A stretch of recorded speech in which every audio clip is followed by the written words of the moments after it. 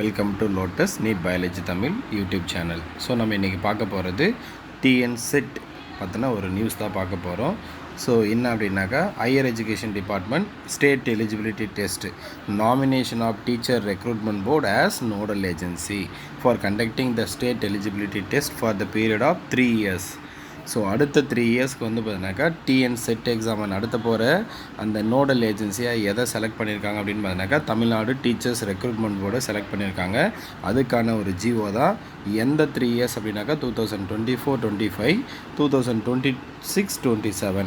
So இந்த 3 இயர்ஸ்க்கு வந்து பார்த்தீங்கன்னாக்கா அந்த ஸ்டேட் எலிஜிபிலிட்டி டெஸ்ட் அப்படின்னு சொல்லக்கூடிய டிஎன் செட் எக்ஸாம் நடத்த போகிறது யார்?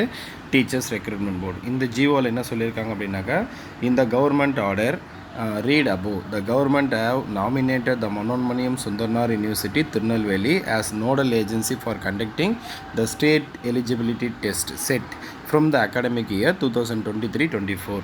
2023-24ல் டிஎன் செட் எக்ஸாம் நடத்துகிற அந்த நோடல் ஏஜென்சியாக வந்து பண்ணாக்கா மனோன்மணியம் சுந்தர்னார் யூனிவர்சிட்டியை செலக்ட் பண்ணாங்க. அது நம்ம எல்லாருக்குமே தெரியும். ஸோ அவங்க தான் வந்து பண்ணாக்கா அப்ளிகேஷன் ப்ராசஸ் எல்லாம் வந்து பண்ணாக்கா கம்ப்ளீட் பண்ணாங்க. ஸோ எல்லா அப்ளிகேஷன் ப்ராசஸும் நடந்து எக்ஸாம் டேட்டும் அனௌன்ஸ் பண்ணாங்க. ஆனால் வந்து பண்ணாக்கா லாஸ்ட்டாக தொழில்நுட்ப கோளாறு காரணமாக தேர்வு தள்ளி வைக்கப்படுகிறதுன்னு சொன்னாங்க. அதுக்கப்புறம் வந்து பண்ணாக்கா நாங்கள் நடத்த தயாராக இருக்கிறோம்னு சொன்னாங்க. ஆனால் நிறைய குளறுபடி காரணமாக அவங்ககிட்ட வந்து பண்ணாக்கா அவங்களுக்கு நடத்துறதுக்கு பர்மிஷன் தரல. ஸோ அதை பற்றி தான் சொல்லியிருக்காங்க. However, the Manonmaniam Sundarnar University, Tirunelveli has not conducted the state eligibility test for the period specified. அவங்க சொன்ன பீரியடில் exam நடத்தலை. The government, after careful examination, have decided to nominate the Teachers Recruitment Board as nodal agency for conducting the state eligibility test for the period of the 3 years.